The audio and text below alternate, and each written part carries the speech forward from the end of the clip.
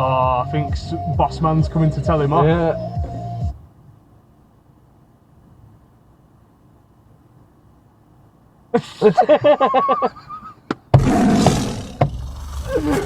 There we go. So first off, a huge thank you to VANTRUE and specifically Derek for reaching out to me. I'm not being paid to do this review, but they are letting me keep this dashcam. So today's test will decide whether my VIOFO A129 remains the reigning front champion of my car, or if the VANTRUE can steal his title and send him packing to the rear window. First, a little bit about what you get for your 260 quid. If you want to skip straight to the contest, here's your timecode. So in the box we have the VANTRUE N4 front and cabin camera with infrared night vision, an 11.4 foot 12 volt car charger with built-in hidden USB port.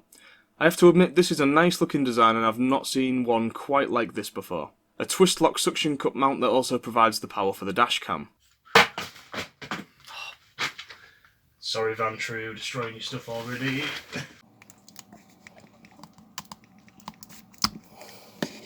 A rear camera with a 20-foot cable and replacement sticky pad. A 3-foot Type-C data cable. Yeah, this dashcam runs on Type-C, meaning if the cable breaks, chances are you don't have another one lying around the house. An 88-page user manual written in what I'm fairly certain is English, German and Japanese. A fold-out quick start guide also written in English, German and Japanese. And your extended warranty card if you register your camera online. I'll quickly zoom us through the menus of this dashcam. The only things I really want to talk about here though are how you can select which cameras are recording or not and in what quality.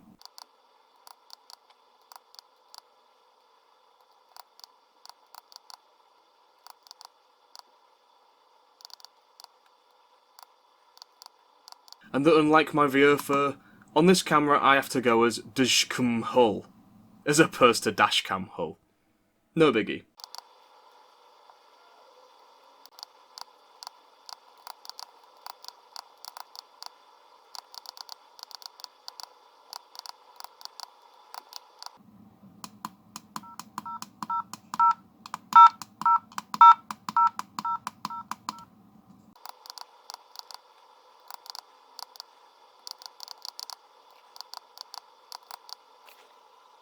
What I feel is the most important aspect of a dashcam is the distance and clarity of which a license plate can be read from. That entire stretch, they've still got their indicator on.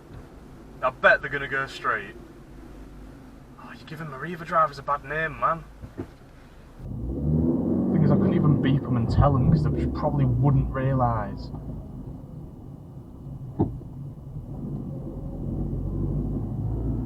There we go, now he's noticed. Oh, he's put it back on there. Is it going to turn off?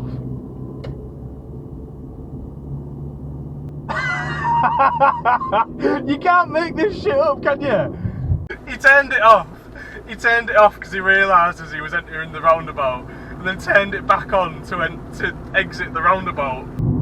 And it's still on. So here we have a side-by-side of the VANTRUE VIOFO and VANTRUE rear view, and as you can see, it's the VIOFO that begins to lose clarity with distance first, with the rear cam attachment just being there for control purposes.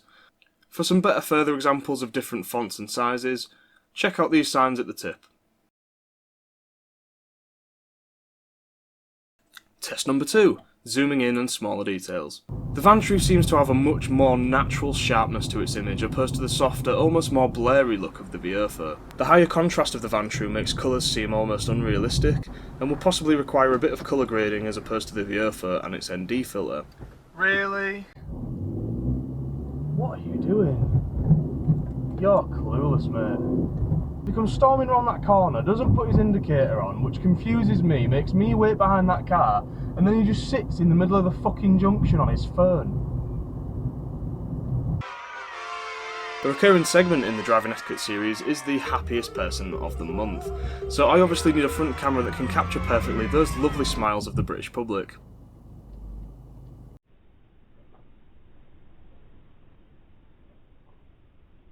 We can see that because of the sharpness of the VANTRUE, it's much easier to see her facial expressions with this camera. So we've seen the close-up details of these dashcams, but how do they fare at an even longer range? What? I mean, oh wow. When did it open? Weeks ago. Weeks ago, really? Maybe like a month ago actually. Shit.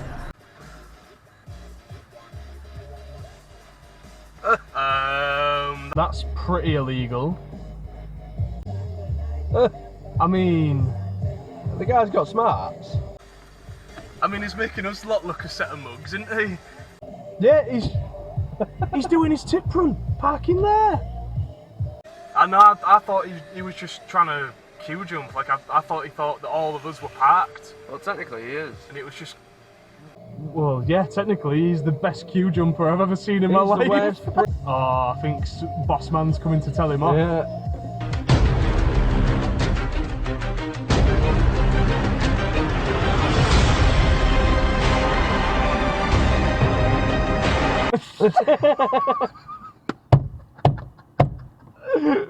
Yeah, you can't do that. You could tell with both cameras that was a very displeased headshake by Bossman over there. However, surprisingly, even at this gargantuan distance for a dashcam, you can still somewhat make out facial features on the VANTRUE. Colour me impressed. And for control, once again, here's the slightly worse quality of the M4 secondary camera. He has.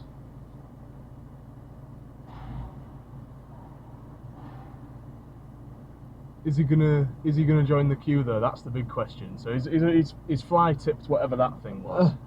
I'm sure you've heard a distinct difference in the audio between these cameras throughout this video already, but here's my conclusion with it. The VIOFO's audio has always been the cleanest sounding of any dashcam I've ever used. However, it does record at a reasonably low volume, but peaks easily, and often requires constantly messing around with levels and a bit of a bass boost.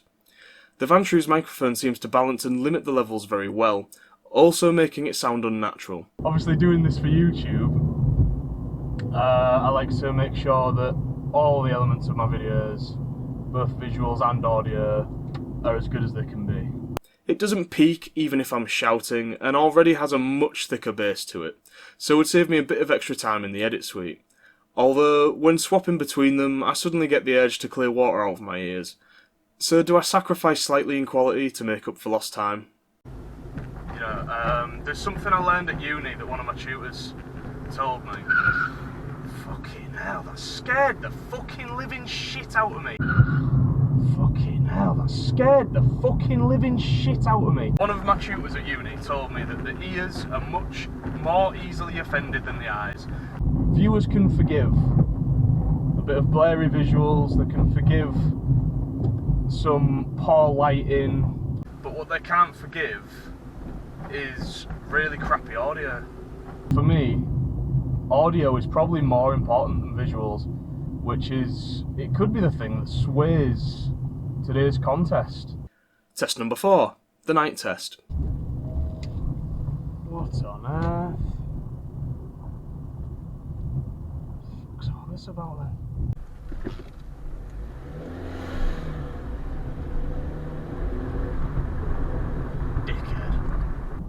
Straight away we can see that the VIOFO has much greater overall vision in the dark.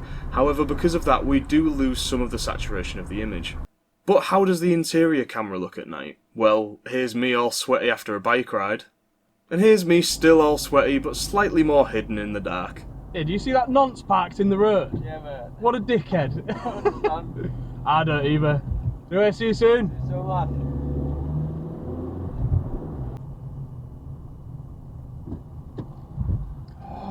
Hello? I wonder if either of the dashcams captured that. There's a little fox just running down here. Hello?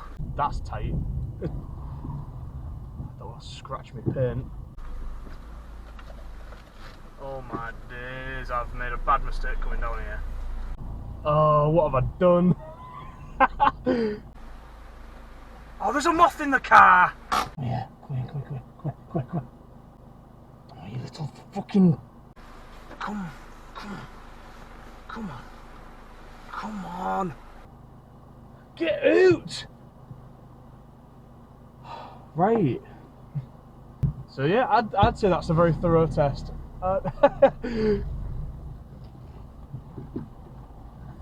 happy with that. Test number 5, clip saving. For me, a massive thing with dashcams is how easy can I save a clip? Because that's really important to me. And the VIOFO Bluetooth button, just doing that, and I've saved a clip. It's below my hazard button. Is is a dream compared to having to reach up and do that. I should also mention the clips on the VANTRUE do in fact save in separate files, labelled accordingly. So after our 5 tests, I'm sure you're all dying to know how my camera formation is now set up. Or you've all got on board and are now watching Rick and Morty or something, I don't know, I've never seen it. On the right side we have my Yi. Left rear we have the VANTRUE secondary camera. In the rear we now have the VIOFO A129, so that I can use my Bluetooth button to save clips with it in the back. And having the VANTRUE up front means that I can save rear left clips too, meaning that now no matter where something happens around my car, I can instantly save the clip. Boom! The bonus of having the interior camera, which, I'll be honest, I probably won't have turned on all that often, provides extra possibilities for future videos. I'm going to turn the key in 3, 2, 1. Less than 2. Just fuck off, Radio 1! You're going to get me demonetised, man. As you can see, that was less than 2 seconds. If you enjoyed this video, I'd definitely recommend going to watch this one, as it's my least viewed video on the channel, and I felt it was a lot of fun to make, and hopefully that comes across with the final product. Set up and ready to go.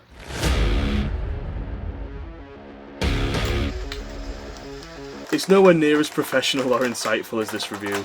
In fact, it's actually rather the opposite. So yeah, go check that out. Windows down! I hope this review was alright for you guys at VANTRUE as well. I hope I shined your camera in a good light, and as I say, it was good enough to rearrange my entire camera formation, so hugely appreciate you guys sending me it.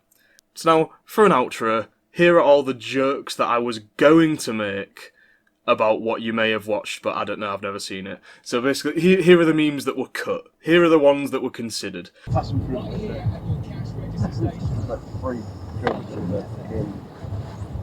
Yeah, they're heavy. Right, they'll go behind your head so that if this spill, it will go on you. Alright, that's how it is.